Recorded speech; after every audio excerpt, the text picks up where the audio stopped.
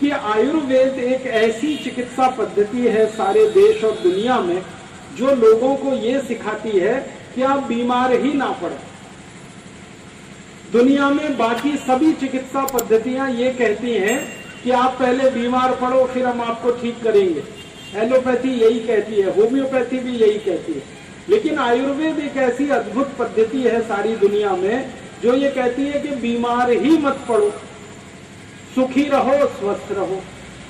तो आप सब आयुर्वेद का पालन करें। और ये आयुर्वेद भी हजारों लाखों वर्ष पुरानी चिकित्सा पद्धति है। आयुर्वेद के बारे में बहुत सारी बातें आपके बहुत सारे वैद्य लोगों से पता चल सकती हैं जो आपके नगर में होंगे, नहीं तो गोवा राज्य में होंगे। मैं तो मोटी मोटी 2-3 बातें आपसे कहना चाहता हूं जिनका आप पालन करें तो जीवन भर निरोगी रह सकते हैं, रोग मुक्त रह सकते हैं। बीमारी आपको आए उससे कई गुना अच्छा है बीमारी आए नहीं, आप रोगी बने नहीं, हमेशा स्वस्थ रहें, तंदुरुस्त रहें। और ये बहुत आसान काम है।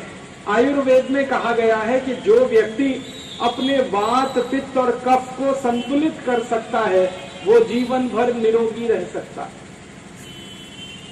तो आपको एक छोटी सी बात कहना चाहता हूं आयुर्वेद की कि आप अपने वात, पित्त और कफ को संतुलित रख लीजिए, जीवन भर आप निरोगी हो जाएंगे। आप बोलेंगे वात, पित्त, कफ को संतुलित रखने के लिए क्या करें? आयुर्वेद की छोटी छोटी 3-4 बातें कहता हूं आपसे। वात को संतुलित रखना इसलिए जरूरी है कि वात अगर बिगड़ गया तो आपको 80 से ज्यादा रोग पैदा करेगा। 80, 8 और 0, 80 रोग आते हैं जब वात बिगड़ता है। घुटने का दर्द, कमर का दर्द, कंधे का दर्द, जोड़ों का दर्द, हार्ट अटैक, हृदय घात, cardiac arrest, brain haemorrhage, paralysis, ये सब वात के बिगड़ने के रोग हैं और 80 से ज्यादा हैं। इसलिए वात को बिगड़ने मत दीजिए कभी भी। पित्त को मत बिगड़ने दीजिए, वरना पित्त के बिगड़ने से 40 रोग आते हैं। गैस बनना, एसिडिटी होना, हाइपर एसिडिटी होना, अल्सर होना, पेप्टिक अल्सर होना, ये सब पित्त के बिगड़ने के रोग हैं। और कफ को मत बिगड़ने दीजिए, क्योंकि कफ के बिगड़ने से 20 रोग आते हैं। सर्दी होना, खांसी होना, जुकाम होना, मोटापा होना, वजन बढ़ना, ये सब कफ के बिगड़ने के रोग हैं। तो कफ को संतुलित रखिए, पित्त को संतुलित रखिए, वात को संतुलित रखिए। अब आयुर्वेद में वात, पित्त, कफ को संतुलित रखने के लिए बहुत सारे सूत्र लिखे गए हैं और उन सूत्रों की कुल संख्या लगभग 7000 है। उसमें से मैं 3-4 सूत्र जरूर बताऊंगा आपको। आप आज से ही इनका अपने जीवन में पालन करिए। आयुर्वेद में कहा गया है वात, पित्त, कफ को अगर संतुलित रखना है तो हमेशा खाना खाने के बाद पानी मत पीजिए। इस सूत्र को ऐसे कहा गया है भोजनांते विषम वारी। भोजनांते माने भोजन अंते, भोजन के अंत में, विषम माने विष के जैसा, वारी, वारी माने पानी।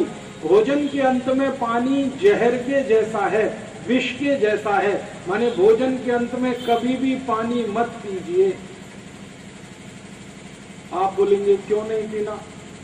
पानी इसलिए मत पीना कि जब आप भोजन करते हैं सारा भोजन आपके पेट में इकट्ठा होता है। पेट में एक स्थान होता है, उसको हम कहते हैं जठर।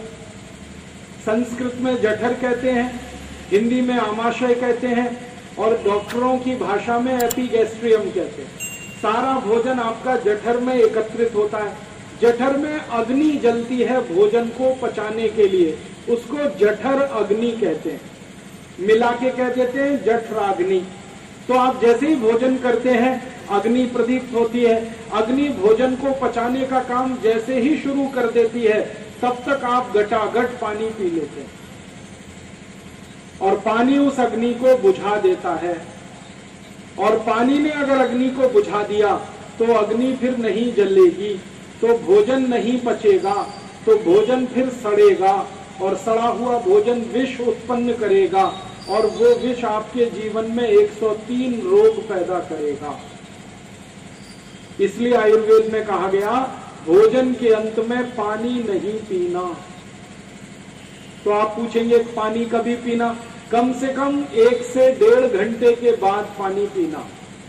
आपने 10 बजे भोजन किया, 11:30 बजे पानी पीना। 11 बजे भोजन किया, 12:30 बजे पानी पीना। हमेशा 1 से 1.5 घंटे के बाद ही पानी पीना। क्यों? क्योंकि 1 से 1.5 घंटे तक जो जठर अग्नि प्रदीप्त होती है वो 1 से 1.5 घंटे में अपने आप शांत हो जाती है। उतनी देर अग्नि की जरूरत पड़ती है। और 1-1.5 घंटे में जब अग्नि शांत हो जाती है तो सारे भोजन का रस बनना शुरू होता है और उस रस में से मांस, मज्जा, रक्त, वीर्य, मल, मूत्र, अस्थि, मेद बनता है। मल मूत्र आपके काम का नहीं है, शरीर उसको हर दिन छोड़ देता है। बाकी सब चीजें शरीर के काम की हैं, शरीर उसको धारण कर लेता है। तो जब भोजन का रस बनना शुरू हो तब पानी की जरूरत शरीर को पड़ती है। लगभग 1 से 1.5 घंटे के बाद ही पानी पीना अच्छा है। ये पहला नियम है आयुर्वेद का। अगर आप पालन करेंगे जीवन भर आपको वात, पित्त, कफ संतुलित रहेगा और बीमारी नहीं आएगी। दूसरा नियम है आयुर्वेद का। आपके मन में एक प्रश्न आ सकता है, उसका समाधान करूं तब दूसरा नियम बताऊं। बहुत लोग मुझे ये पूछते हैं कि चलो भोजन के अंत में तो पानी नहीं पीना, 1.5 घंटे के बाद पिएंगे, पहले पानी पीना क्या भोजन के पहले? तो आयुर्वेद में कहा गया भोजन के 48 मिनट पहले आप पानी पी सकते हैं, 48 मिनट्स बिफोर, और जितना चाहे उतना पानी पी सकते हैं। फिर कुछ लोग पूछते हैं भोजन के मध्य में पानी पी सकते हैं क्या, बीच में? तो मध्य में पानी तब पी सकते हैं जब कोई एक्सीडेंट हो जाए। मतलब आप भोजन कर रहे हैं, आपको खांसी आ गई तो आप पानी पी लीजिए बीच में। आप भोजन कर रहे हैं और आपको गले में कुछ फंस गया भोजन, तो थोड़ा पानी पी लीजिए। तो भोजन के मध्य में 1-2 घूंट पानी पी सकते हैं जरूरत पड़ने पर। अंत में 1.5 घंटे पर पानी पिए और पहले पीना है तो 48 मिनट पे पिए। एक आखिरी बात मुझे कहनी है इस सूत्र में कि भोजन के बाद अगर कोई चीज पीना चाहते हैं तो आयुर्वेद में कहा गया 3 चीजें पी सकते हैं भोजन के बाद। एक तो ताक पी सकते हैं, छाछ, दूसरा दूध पी सकते हैं और तीसरा जूस पी सकते हैं, फलों का रस। भोजन के तुरंत बाद आप चाहें तो ताक पीजिए, छाछ पीजिए, मज्जिगे पीजिए, बटर मिल्क पीजिए, ये भोजन के तुरंत बाद पी सकते हैं। दूध पी सकते हैं और जूस पी सकते हैं। जूस पीने के लिए आयुर्वेद में कहा गया है कि सुबह सुबह पिए तो बहुत अच्छा है। ताक और मज्जिगे, बटर मिल्क के लिए कहा गया है दोपहर को पिए तो बहुत अच्छा है, और दूध पीने के लिए कहा गया है रात को पिए तो सबसे अच्छा। तो रात के भोजन के बाद तुरंत दूध पी लीजिए, दोपहर के भोजन के बाद ताक और बटर मिल्क पी लीजिए और सुबह के भोजन के बाद जूस पी लीजिए। पानी 1.5 घंटे बाद पीजिए। अब आपके मन में और एक सवाल आ सकता है कि एक तरफ आयुर्वेद कहता है कि पानी मत पियो, दूसरी तरफ आयुर्वेद कहता है ताक पी लो, ताक में तो पानी ही है, बटर मिल्क तो पानी से ही बनता है और जूस में तो पानी के अलावा कुछ ही नहीं है। तो ये क्या कॉन्ट्रडिक्शन है, ये क्या विरोधाभास है आयुर्वेद का? ये कॉन्ट्रडिक्शन समझ में आ जाए तो बहुत अच्छा है। आयुर्वेद में ये कहा गया कि ये जो पानी होता है, पानी ये जब तक शुद्ध है अकेला है तब तक इसके अपने गुण इसमें रहते हैं। जब पानी किसी वस्तु में मिला दिया जाता है तो पानी के सारे अपने गुण वो छोड़ देता है, जिस वस्तु में पानी मिला दिया गया उसी के गुण धारण कर लेता है। आपने हिंदी फिल्म का एक गाना सुना होगा, पानी रे पानी तेरा रंग कैसा, जिसमें मिलाएं उस जैसा। तो पानी को आपने दही में मिलाया, ताक बन गई, तो इसमें पानी के गुण नहीं है, दही के गुण आ गए। पानी को दूध में मिलाया आपने तो पानी में दूध के गुण आए हैं, और पानी को किसी फल के साथ मिला दिया तो जूस बन गया, तो उसमें फल के गुण आए हैं। इसलिए ताक पिया जाता है, दूध पिया जाता है, जूस पिया जाता है, पानी 1.5 घंटे के बाद ही पीना। ये पहला सूत्र है आयुर्वेद का।